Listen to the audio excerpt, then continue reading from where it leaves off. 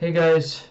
Okay, so the episode pretty much marks the end of the flashback past arc, and overall, I think my biggest takeaways from this flashback, aside from like from getting from the obvious of like this of getting the full circle of how Anna and Yo's relationship came to be, is that this flashback I feel overall did a lot more to humanize Hao, because like don't get it twisted, Hao is still very much the antagonist of this story, but seeing the moments and flashes of Matamune's time with Hao and seeing like Matamune's perspective of Hao, it does a lot to show to give us kind of an idea that the Hao of the past in some shape or form is still alive within the one of the present, and even those that came before.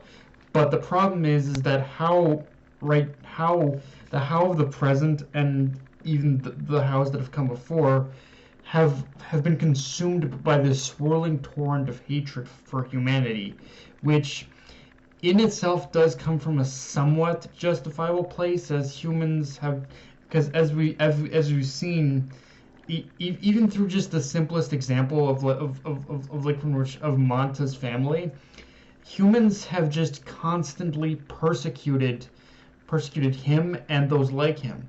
But the big thing is, rather than continue to try to rebuild those bridges through pretty much history, how at this point sees destruction as the only path forward. So forward, and in that sense, it really shows just pretty much the absolute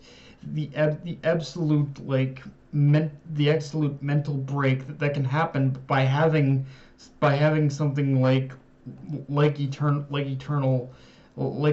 life. Like that's basically what Hao has become. Is he can by constantly reincarnating himself again and again and again. He's just been subject to just the absolute worst of humanity, and he's never been truly given the opportunity in order to see the good in it either. And that is where Yo kind of comes in, because Yo is the exact antithesis to everything that Hao is, and because as we see in this episode, Yo has already experienced what that hatred looks like through Hannah, and you can tell that in some form or another, Matamune will play a part in the final confrontation with Hao. This flashback was not.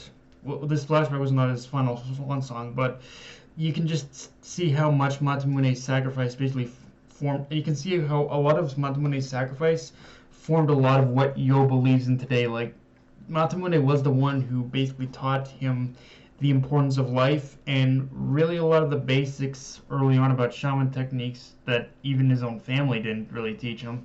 So yeah, it's just a really interesting insight into just the dynamic between Yo and how this episode kind of like just forms an idea of how that is going to play out in some way.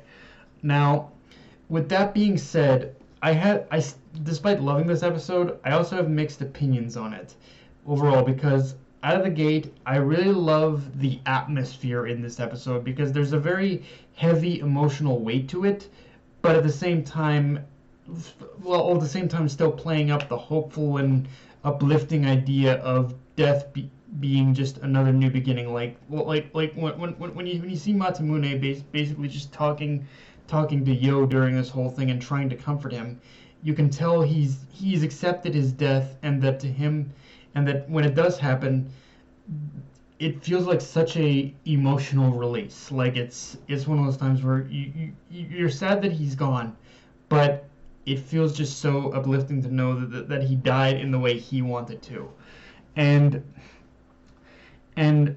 just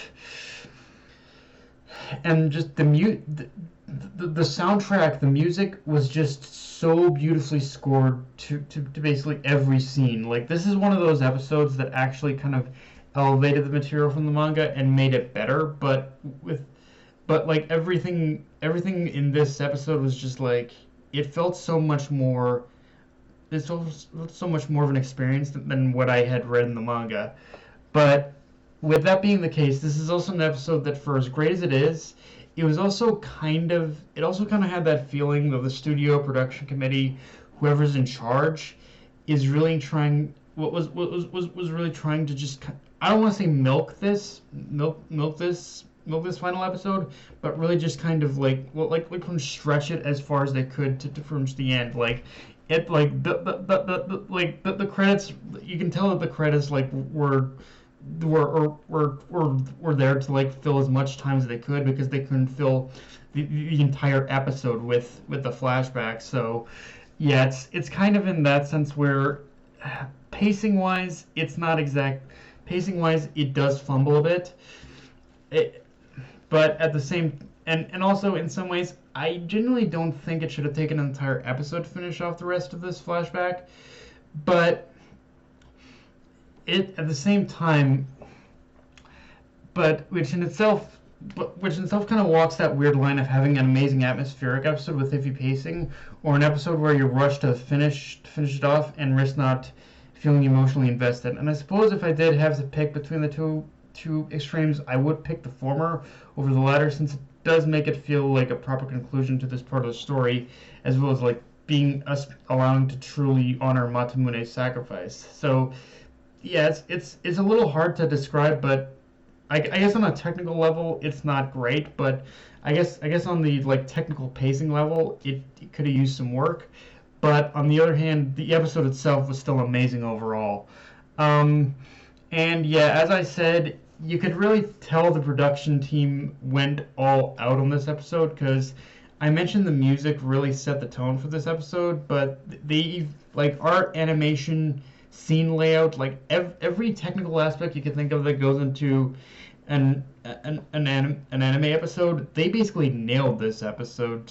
They nailed this episode. Like it all felt true. This is an episode that felt like a true page for page recreation of the manga's panels, which I know is expected with the reboot, but how do I describe it?